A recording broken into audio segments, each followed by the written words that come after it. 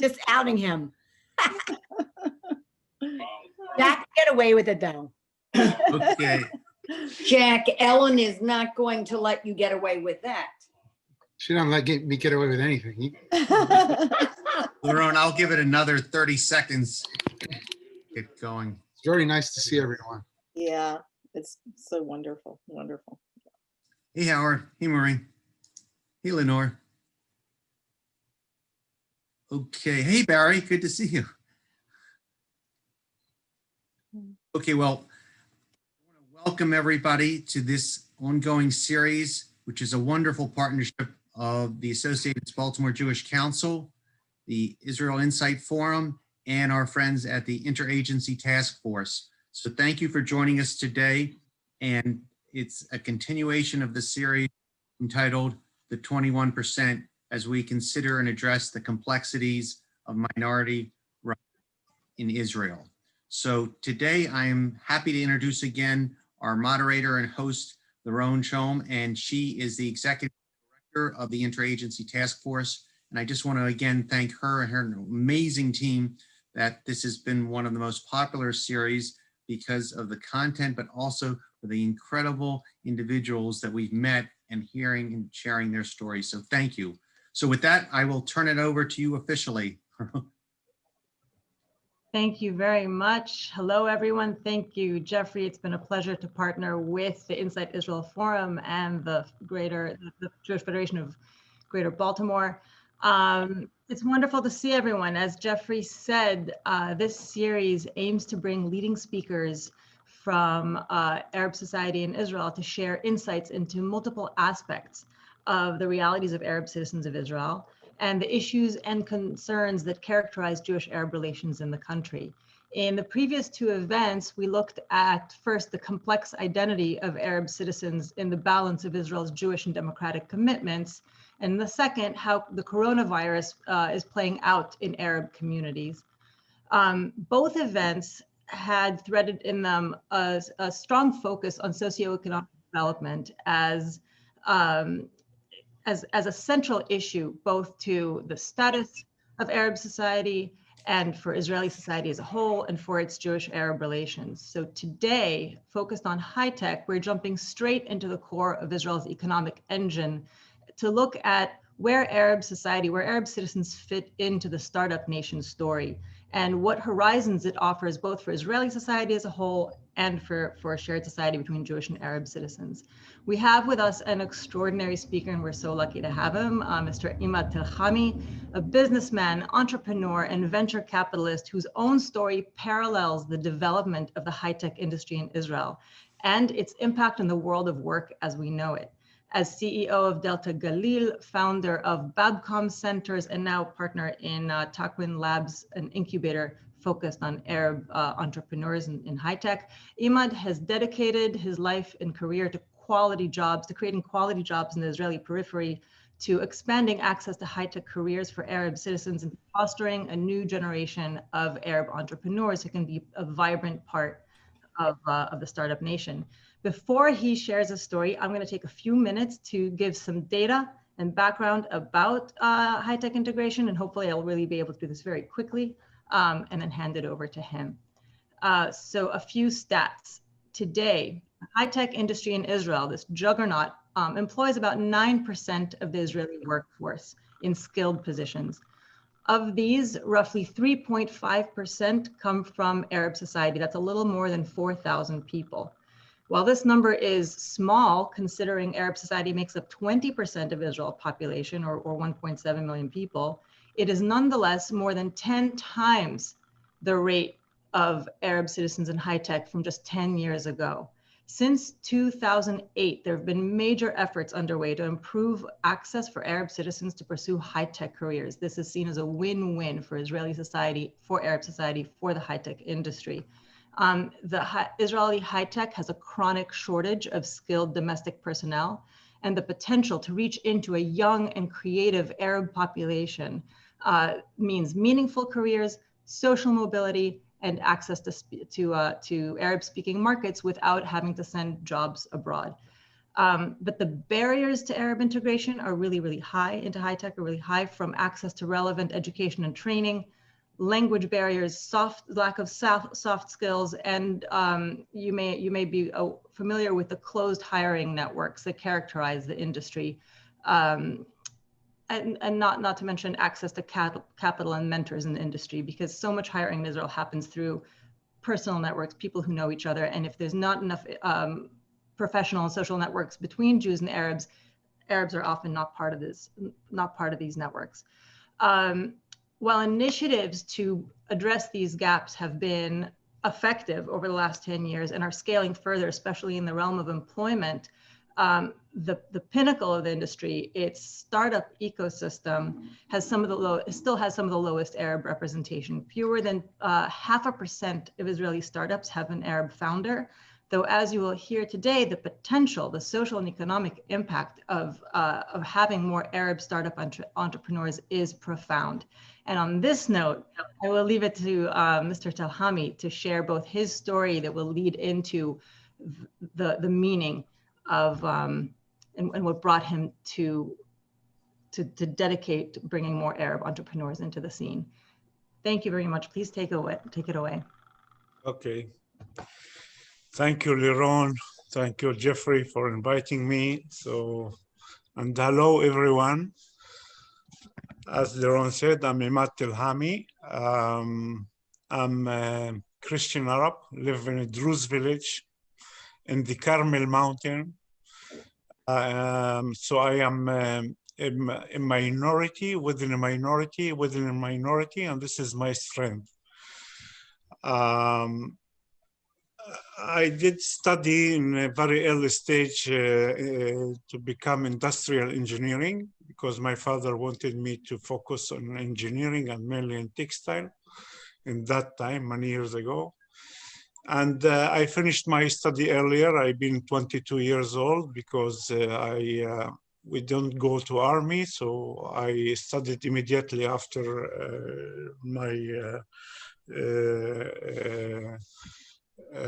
studies. And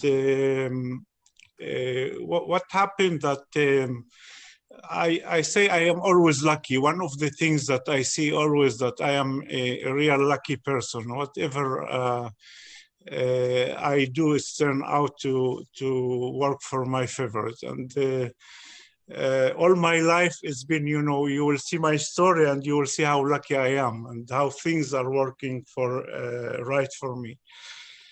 What happened that after I finished my college as industrial engineering, I've been accepting to become engineer, head of engineering department in Begid Or. Begid Or used to be one of the large leather factories in Israel, in Migdal HaEmek in the north of Israel beside Nazareth.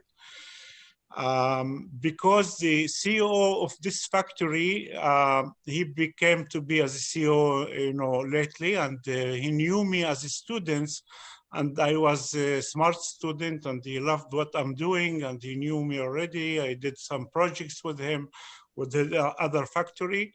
So he accepted me to become the head of engineering of this department. And my first day coming to this factory, working there for 100 people, I had the big surprise of my life that it was something that helped me after that a lot. And the surprise was that I didn't know that this factory working only Jewish people. And I am the only Arab coming to that factory. And the workers didn't like the idea that there is an Arab coming to be the heading of the engineer department. So they protested against my entry. And they made after that strike that we don't want an Arab to enter this factory. And this was my first day in life coming to the business. But actually, the CEO, is new, and he didn't want to fail in his first decision. So he wanted me to stay, and I had two choices: either one choice to run away immediately as a young person, and the other one is to take it the challenge. And the challenge is big because the challenge was for me, how can I prove that I am very similar and equal? And we all one. And it's a big challenge. And there is no difference. I don't know why, but I took this challenge. And today I know why I took that challenge. And I did enter to work and started my first day on that factory. It wasn't easy. It was very difficult in the first few months, but I survived and I succeeded as well to bring some benefits to the factory by changing the methods of work and helping the workers as well, that they can earn more. So I did, beautiful things in that factory, and slowly they started to trust me more and to connect with me more. And within 1 year, I became the most beloved person in the factory.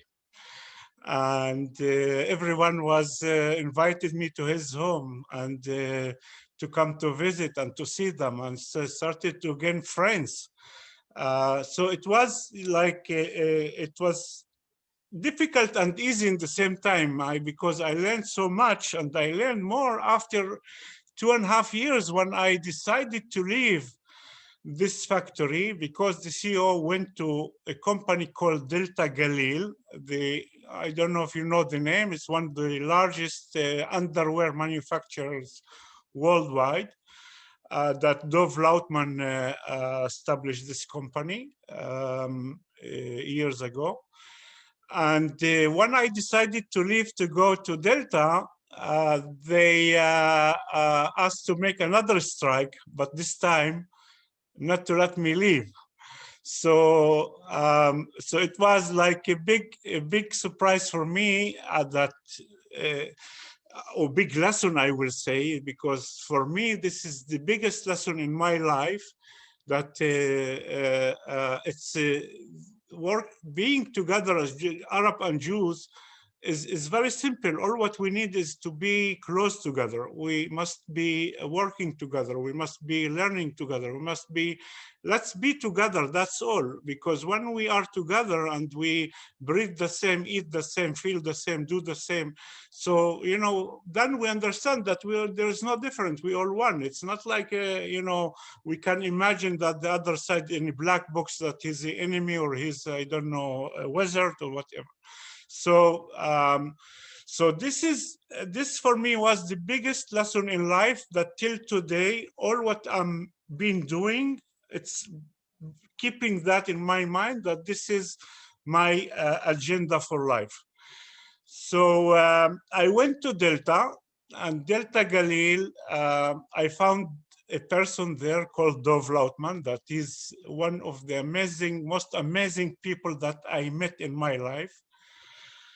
That this man, he knew my story, and he decided that he will give me a big hug. And the hug that he will show, if I have the ability and the capabilities to grow in his company, I will grow. And Delta is a big company. When I entered to be a manager, a sewing plant manager, it was in that time, I have like 6 layers above me till reaching the owner or the chairman. He was in that time the CEO of Lautman. So, but I felt that in this company, I really can grow and grow with this man close to him, because he gave me the love, the real love. He gave me the trust and the faith. And I felt that I can overcome all my fears by being beside this man. Because usually minorities in Israel, and mainly in that time, they felt many fears. They had many fears that it was like a low glass ceiling, that they can't dream big. And when you can't dream big, it's one of the most difficult things for people in life, that your hope is not so big. And in that time, everyone, all Arab, have small dreams. They didn't dream big because of the fears. And I call it the 5 fears. Everyone have like several fears, but I will conclude that fears to you because after that I built something to help that fears. The first fear is the fear of government. Arab in Israel, they have fear of the government because they believe in the government will not let people feel equal, and they will not let them grow in this country. And this is one of the biggest fears in Israel. The second fear is fear of banking, or the banks system. That we have a big fear that if you want to do so your own business or to do something or to grow, banks will not give you loans to build your own system. And it's a big fear because if you have money, you do. If you don't have money, you can't do. And the strategy and the policy for banks in Israel within the Arab cities is different than in the Jewish cities. Now it's started to change, but the gap was so big. And if they want to give a loan to a person, they should to mortgage his house and land. And for Arab, house and land is the main asset. Like, you know, you are taking from him everything in that time. So it is a big story. So, so this is another fear. The other fear was that we have no success stories within the Arab community. And if you don't have success stories, it's a fear. Why me? Who I am that I will be succeeded? No one before me succeeded. Why I will be the one to take the risk?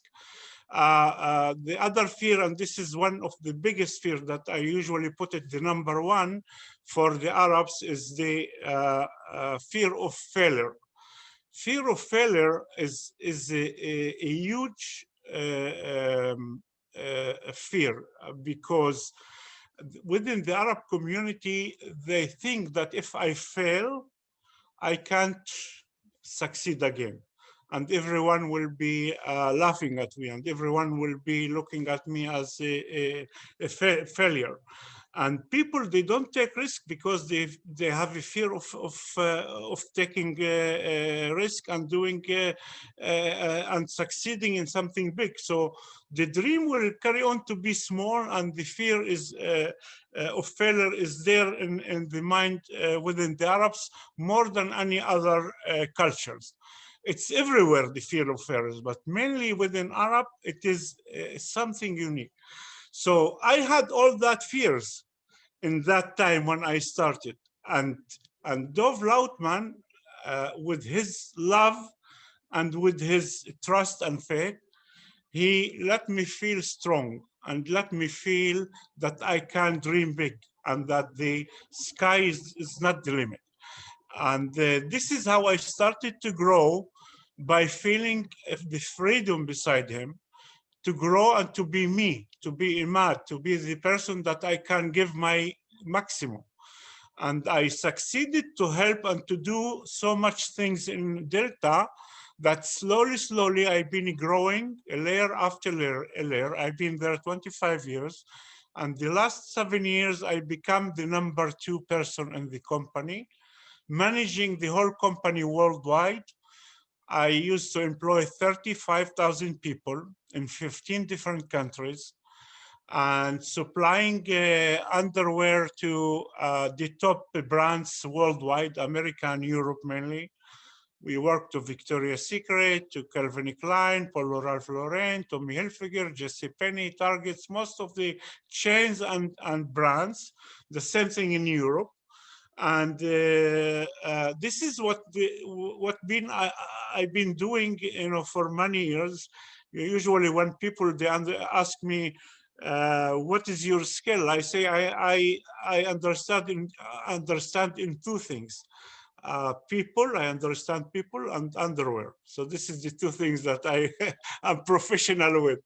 So because 25 years I've been doing that one. Anyway. in 2007, after 25 years that I being there, Dov Lautan became sick. And as I said, he was for me, he was a boss and he was a friend and he was my godfather. For me, he was the main person in my life that affected me, after my father. So my father and my godfather, both are the people that build my personality, I would say. So I decided to leave because he decided to sell the company, and I decided to leave together with him. So we both left the company, Delta, and I was wondering what I'm going to do. Because I had in that time a good name of a great manager and CEO and COO, all what I'm doing, I've been accepted to a big company, global company, to become the CEO of this company. A week before I signed the contract, something happened that it changed my mind. And it was a headline in newspaper. In that headline, it was saying that the unemployment rate in the north is very high, and they've been talking about the Arab ladies, that the unemployment rate in that time, end of 2007, 82%. It means that workforce only 18%. Now, why this one shocked me a lot? For two reasons. One reason is because, for the community, it's so important that ladies are employed. It will help the society and the economy and to the education of the children after that. It's important that both are working. But the big shock was for me is not only that. The main one, I felt a kind of guilty. Why? Because I did close many factories in the north in Israel, north of Israel, when I've been at Delta. Because, we went to offshore. Everyone went to offshore. In America, you went to offshore. And in Europe and in Israel, we closed most of our factories. We sent people home. And most of the workers were girls in that time, that they work in sewing plants in north of Israel, and mainly Arab. So I felt that, I'm now looking after getting a job for myself. What will happen with these people? How can I leave it? So I decided to say no to the company that I'm going, that I'm sorry that I'm not coming. It was a big shock again for them after they been making process with me. And I decided to take responsibility of that part. And I decided to open something, to make something, to give employment for people in the north. And again, it's not only for Arab and Jews, because I'm always thinking how to be working together. So I opened a company called Babcom, that this is a service company, gives services to other companies, call center services, software development services, technical services, AI services, back office services, all type of services that we can give to companies either in Israel or out of Israel. And Babcom, the name Babcom is it's BABCOM. The name is Bab is a door. Com is like .com, but it's in Arabic is yours. So it's your door. So I said, the name of my company is your door. It's your door for employment. It's your door for coexistence. It's your door for love. It's your door for success. It's your door for all the good things and positive things that we want to give the people. And I opened that in the end of 2008 and start working beginning of 2009. Like now we are already 12 years for Babcom. I might show you the logo behind my, just to see, because I will talk a bit about this. You see the logo? This is the logo of Babcom. Okay, if I move so you can see it more. But now we are 12 years after, and we employ in the north, in the periphery, north of Israel, and south of Israel. So we have something like 12 centers today, and we employ 3,000 people. 80% are women. That this is the good news. And you know what? Not only within the workers, as well within, we have like 300 managers or people that they manage the company. So as well, 80% of them are women, as well through the managerial, and it's Arab and Jewish. So we have all type of people. We have religion women, Jewish religion women and men. We have Ethiopian, Russian, and others. And we have Arab that they are Muslims, Druze, Christian, Bedouin, Cherkess, everything. We have in the company, we build the company that we call it Babkumaim. Babkumaim, it's mean like this is our DNA, Babkum, our DNA, that we all in this company are one. We are one family. We are one heart. We are one in everything. And we build it with a big success. And this company today considered to be in Israel the best service provider. And usually when if we talk about the part of the call center, you have services from India to America today, but here we give it in Hebrew to the Israelis. So usually when Arabs start to speak in Hebrew, he have the accent. The accent is different. So it's already, he started from a minus point to give the service. But because we teach them how to give the service heart to heart, not mind to mind, and this is our philosophy, how to touch the heart of the customer, we succeeded to have no language, no speaking language. The language is the love. This is our language. And when we have a love language of service and we touch the heart of and they see how much we really fight for his success and for his satisfaction and for his happiness, so they feel that, all our customers feel that a commitment to let him be happy.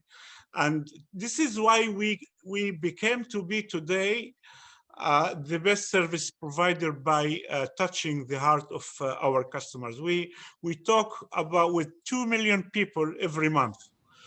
Okay, 2 million people that we touch their heart every time.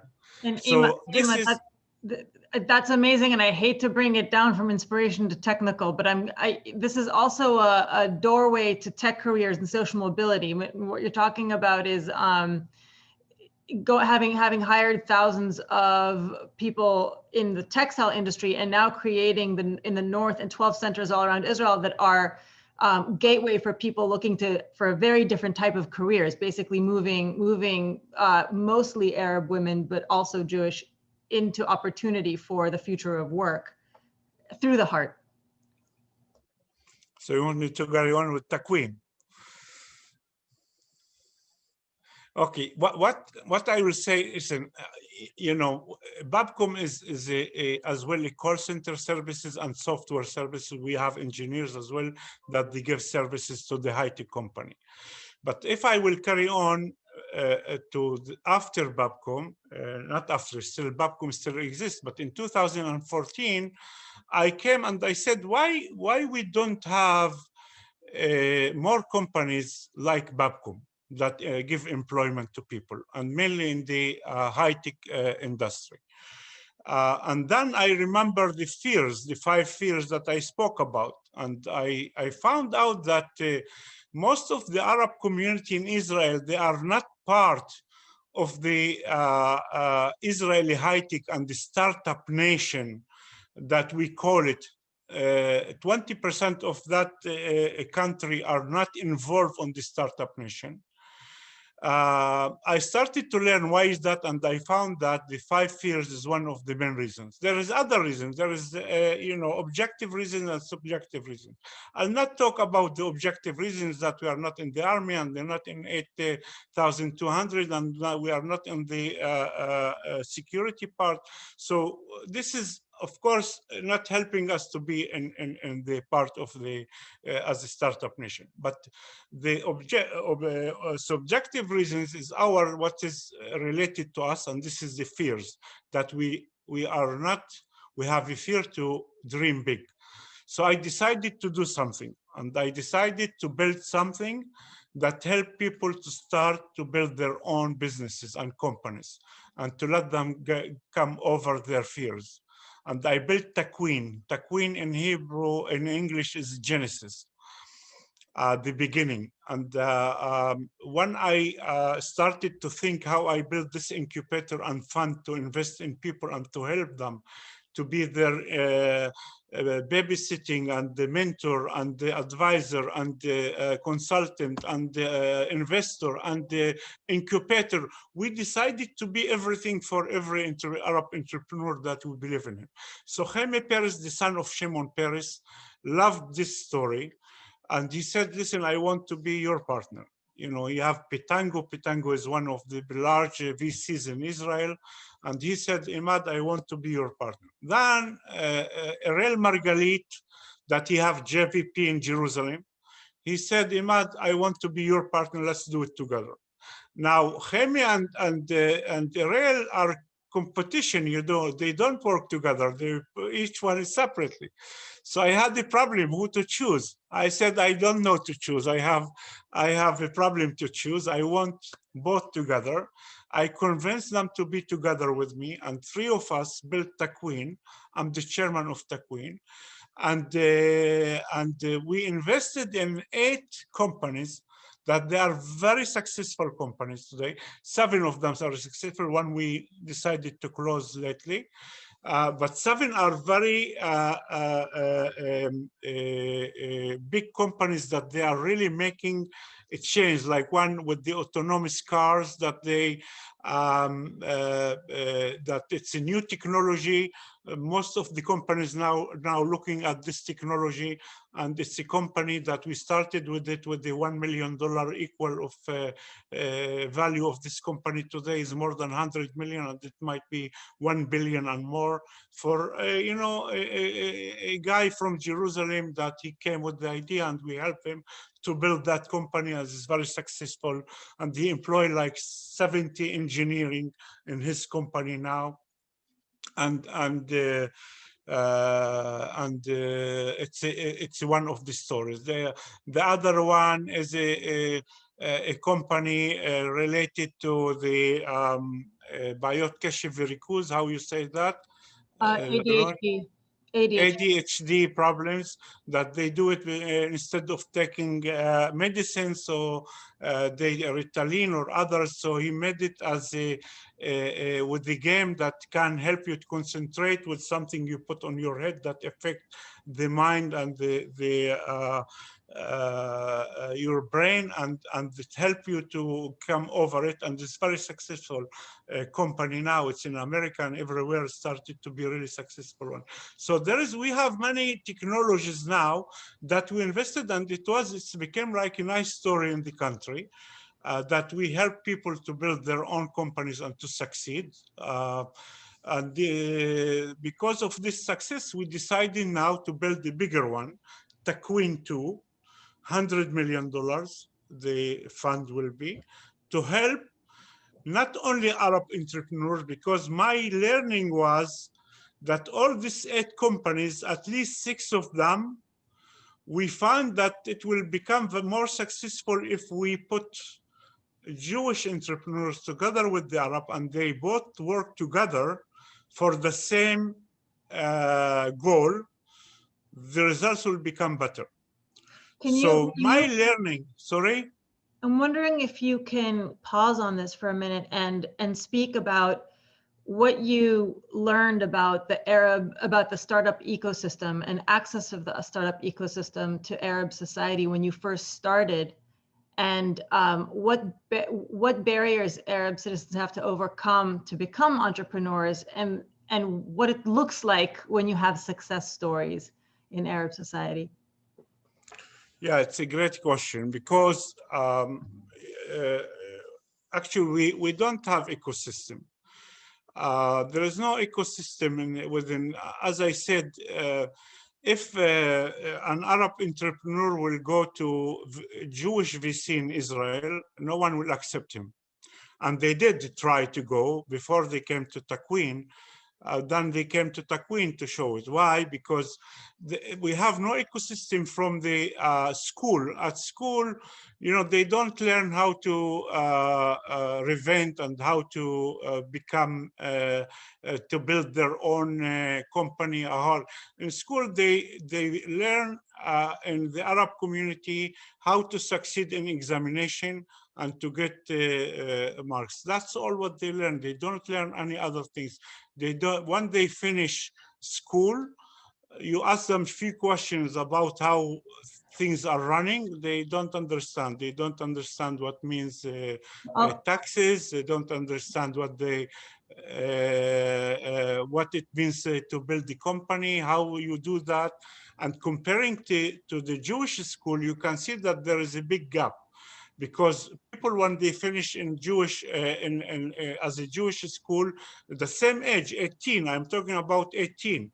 Age 18, you can see the gap in between Arab and Jewish already after that, and you can see that the Arab, they don't understand anything about how life is being managed. I want to jump in and give a little bit of contextual data. One, I'm sure most of you on the call knows, but no, just in case, Israel has separate public education systems, 4 separate educational streams: Jewish secular, Jewish religious, Arab, and semi-private religious. And each one of those has its own. They share a lot of curricular basis, but they have their own curriculum development. They have their own superintendents. And with the Arab public system, it was an opportunity for Arabs to learn in Arabic and have cultural autonomy. But there's a lot of questions about what the kind of achievement gaps and learning gaps that emerge from this. And what Imad is speaking about is, for example, on standardized test scores, the PISA exam, for example, which tests in the OECD countries for critical thinking skills, really, really advanced skills. This is where we see a lot of gaps in Arab society primarily. There's, of course, because the primary language taught is Arabic, you also have language gaps and a lot of other challenges. The education system can be another 10 set of calls that we do with this series. Jeffrey, maybe you would like to, but just I wanted to give a little bit of concrete data and fill in the gaps for those of you who may not be aware of the complexity of the education system in Jewish-Arab relations in Israel, and then in preparation for career development. Yeah. Wanting to continue? Yes. Ask the question. What? Just about what you've been saying about the different system of education, but as well in Israel, you know, there is a say that if you are close to Tel Aviv and mainly to Rothschild Road, you are more startupist, that you have more ideas. When you are away from that, the Tel Aviv center, it's becoming weaker. And the Arab usually they live in the periphery, and the periphery really they are not close to the system of the Tel Aviv system for building the startup nation. So when we talk about the periphery, and mainly now in the Corona, the COVID-19 in the last 1 year, almost 1 year, in March it will be 1 year, we find so difficulties within the periphery for connecting people. Connecting, I mean, connecting them through the internet, right? So because the internet infrastructure of internet in the periphery is very, very low, and mainly within the Arab villages. The Arab villages is disaster. Sometimes is less than 10 mega, and you can be connected less than 40 or 50. When I sent my people to work from home at Babcom, I have much difficulties. I needed to bring them computers home, and I needed as well to connect them in many ways of different systems to connect their home to the internet, to be able to give me the service. So it was so difficult to see that. And the people who will carry on to study at universities, they have the same difficulties. How can they study from home when you don't have the connection? So we have difficulties with connection, that this is the very simple part that enable to be digital and to be connected, as we say usually. So this is one of the most difficulties that we've been suffering lately. The unemployment rate now became higher, unfortunately, because before COVID-19, the unemployment rate within the periphery was a bit high, but not so high as it was. It was good. We can consider that we've been in a better situation. Now we are back again like 10 years ago, and the unemployment rate become very high. There is extra 200 or 300 people within the Arab community that they have no jobs for now. That it is sad to see. For now, people are not hurrying to find jobs because the government is paying salaries up till end of June. So people are happy with that. So they are getting money by sitting home, but actually the problem that till now they have no jobs. So we will wait to see what will happen after June and how people will start to get back to work. Total in Israel, a bit less than 1 million people that they have no jobs. But out of them, 300 that been extra on the Arab-Israeli part. Yes. Can I encourage, because we're already at 1:43, can I encourage people to ask yes, questions? to ask questions, please. People. Jack, I know you had a question in the chat. I don't think I got over to Laron. Jack, did you want to ask your question? I saw that you had written a book. I was wondering if you could speak about that. Me? I didn't read I didn't. There's a book. Maybe you're talking about my brother Shibli? There's a book called The Law of Attraction on Amazon it's by a lot of Imad Talhami and others. It may be a different Imad Talhami. Okay. Okay. There's a question from Phil. What actions would you like to see from the government to improve the situation? But Phil, which situation are you speaking about, high tech or COVID? Do you want to unmute yourself and ask? Oh, you're muted. Actually, in both areas, or any area to help deal with the problems of disparity in education, the disparities in job opportunities, internet connections and things of that nature. So what's the question? What would you like to see the government do?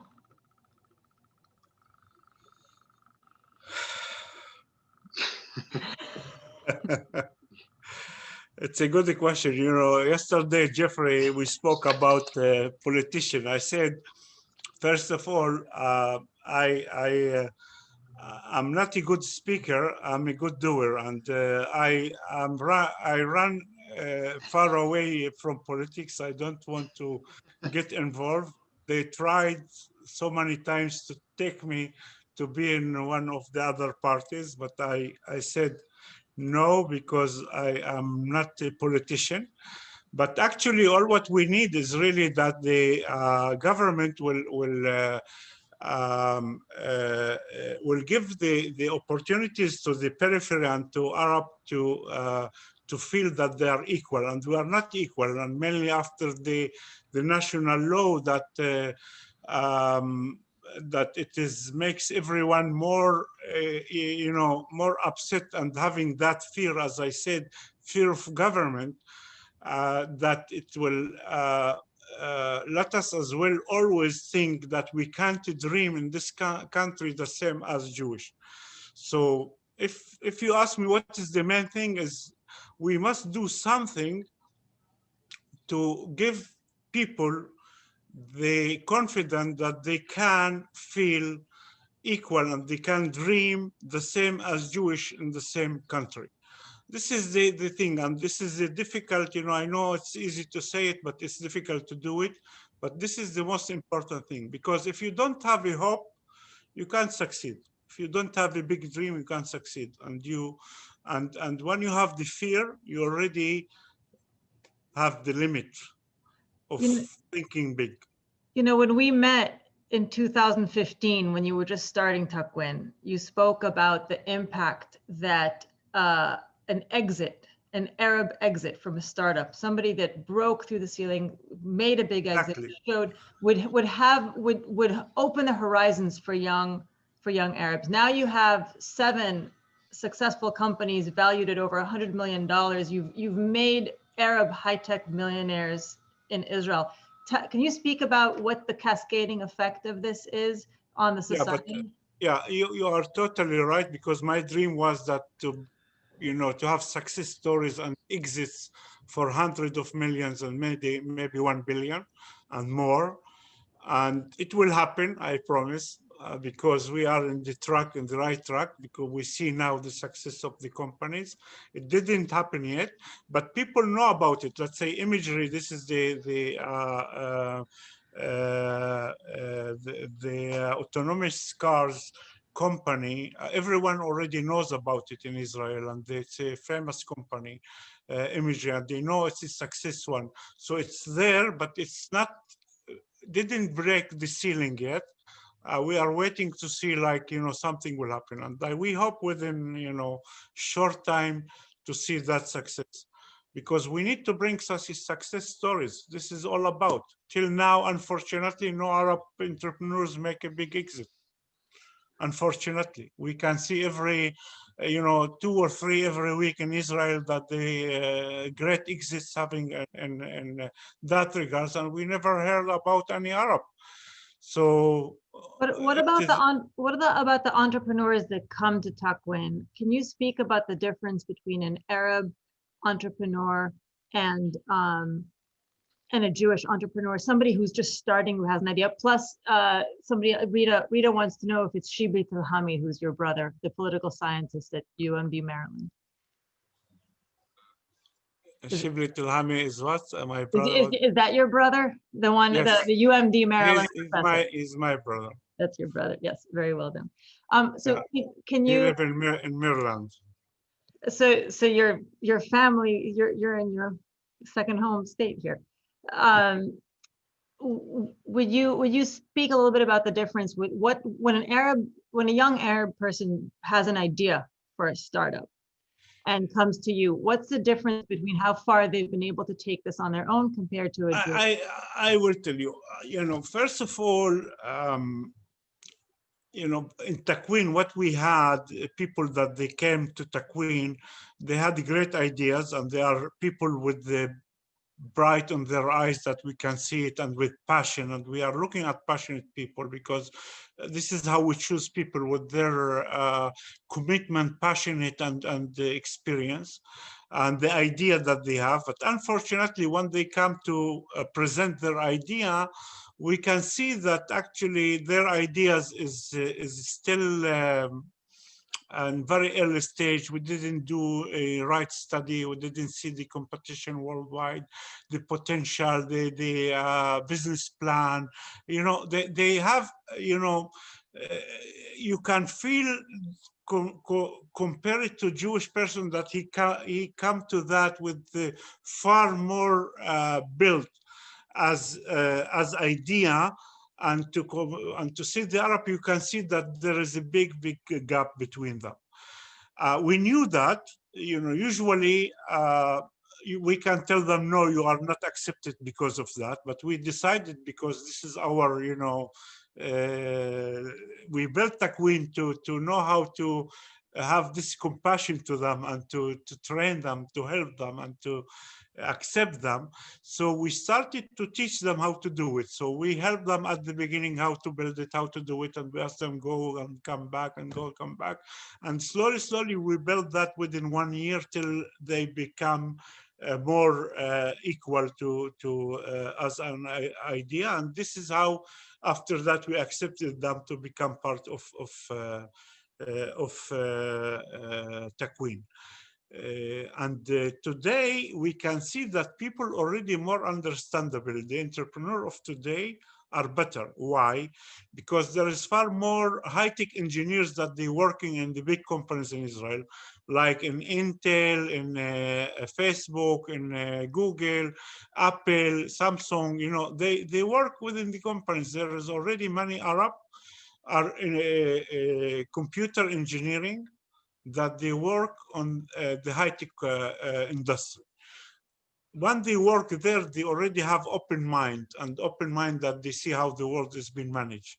Then they can create their own idea, and then they can come and say, I want to do something myself. So it is already now we see that this helping the people to bring more ideas to the table.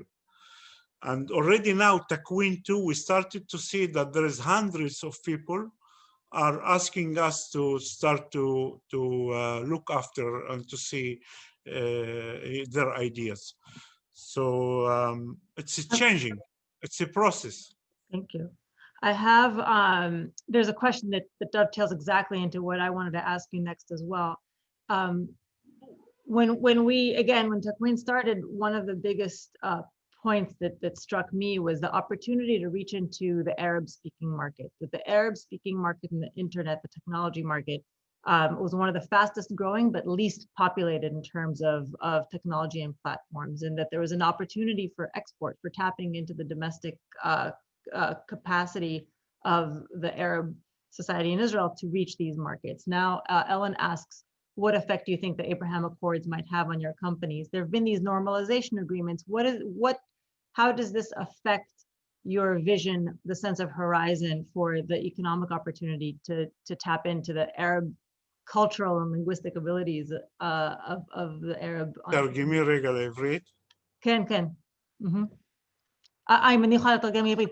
בעצם כל הנורמליזציה עם ה-UAE, עם בחריין, עם מרוקו, איך זה משפיע על החזון של להכניס את היכולות הייחודיות של האוכלוסייה הערבית ולהגיע לשוק רחב מאוד, איך זה השפיע על החזון הזה? I think that the real peace will come through common businesses between the countries.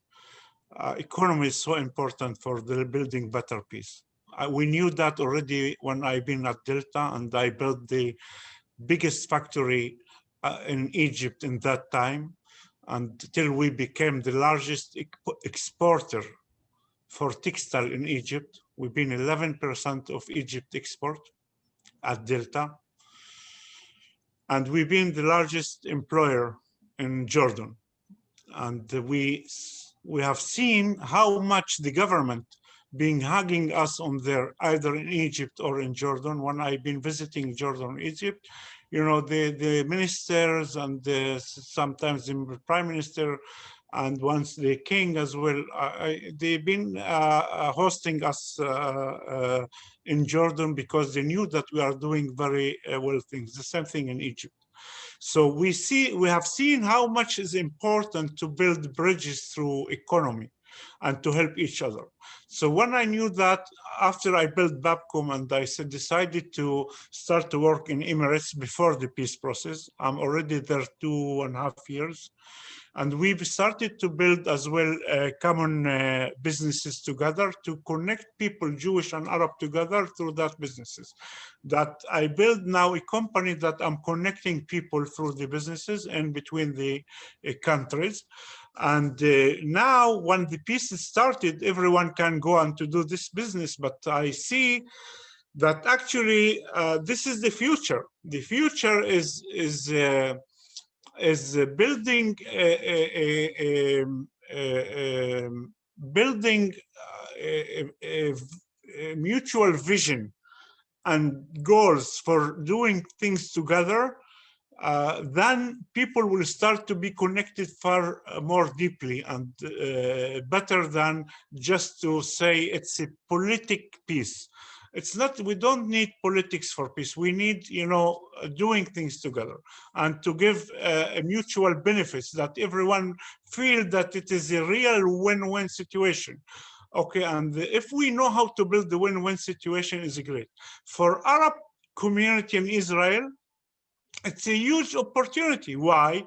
Because they can be the real bridge as well between the both areas. If we know how to build this bridge, I already built that bridge for myself to connect the people. I have already companies that they are dealing and connecting people together, and it's very successful. Before the peace and after the peace process. But I believe that it's a great opportunities for so much Arab that the people feel good to build with them that bridge and to be connected. If we know how to do it and to use it, I think it will be again a great opportunity for the community in Israel, the Arab community in Israel, to become better. Looking forward. Okay. Laurent, I would just like to add, I don't mean to put Barry on the spot, but you saw in the chat that what I was just discussing, there's going to be a webinar program. Barry, could you just maybe, if you're on, just jump in and unmute and just maybe give a 30-second on the very topic we were just talking about? Sure. So I run the Maryland Israel Development Center, which is a joint program between the Associated and the Maryland Department of Commerce and the Israeli Ministry of Economy.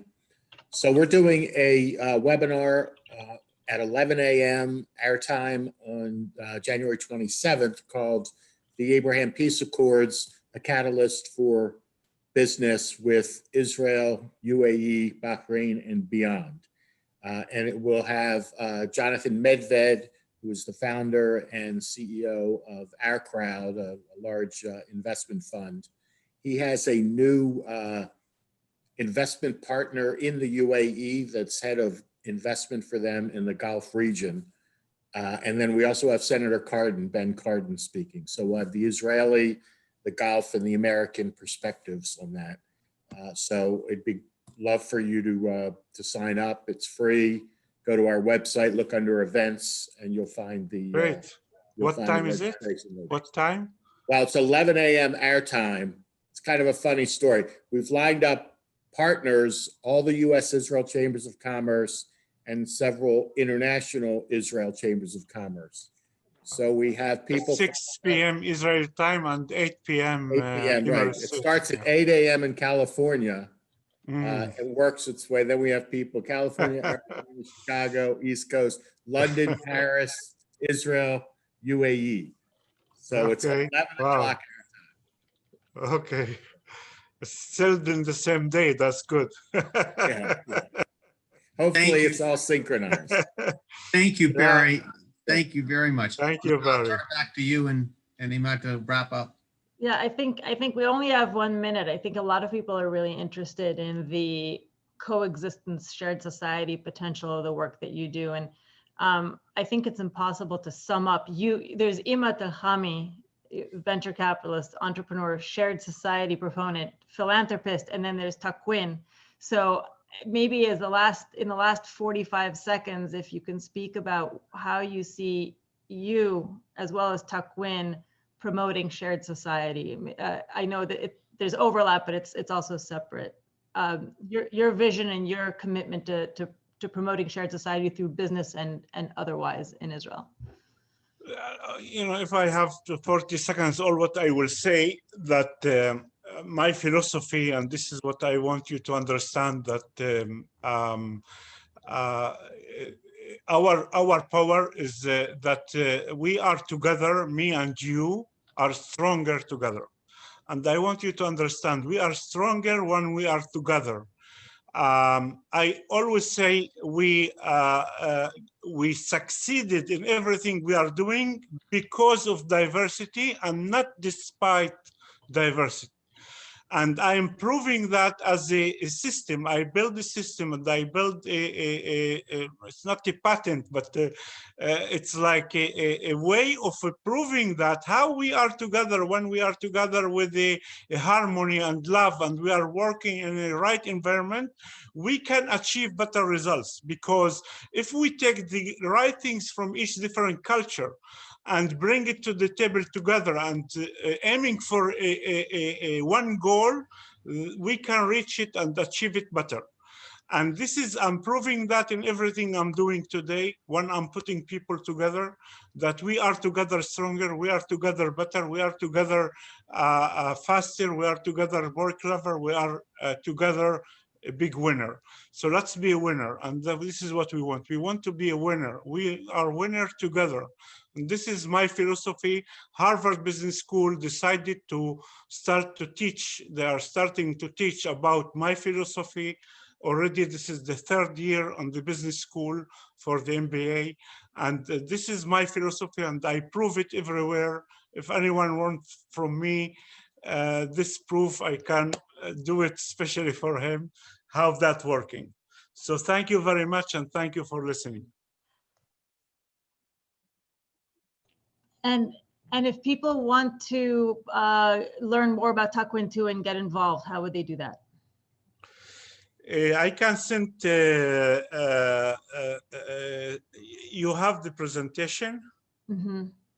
So first of all, send them the presentation, and then we can connect them to Itzik Fried, that he is the CEO and whatever. And I think it's a great opportunity if anyone wants to invest in Takwintu, because we open it now and we are raising the first closing. That it is something like 35 million first closing. So anyone would like to be part, welcome. Together, as I said, with Jaime Perez and Real Margalit. And thank you, Liron, for taking care of it. Thank you so much, Iman. I mean, always good to be with you virtually. Thank you, Jeffrey. Thank you so much, Ima, and thank you, Liron. We really appreciate it yet again. So insightful and seeing the best of the region. I just would like to remind everyone we have our next series in February, and we will send out the reminder. But again, thank you, Ima. Thank you so much. We appreciate it. We hope to see you in person in the weeks and months ahead. My next visit to New York, will try to see you. Or hopefully some of us will come your way. Yeah, very soon. Thanks. Take Bye. care. Be well, Thank you, everyone. everybody. Thank you. Bye.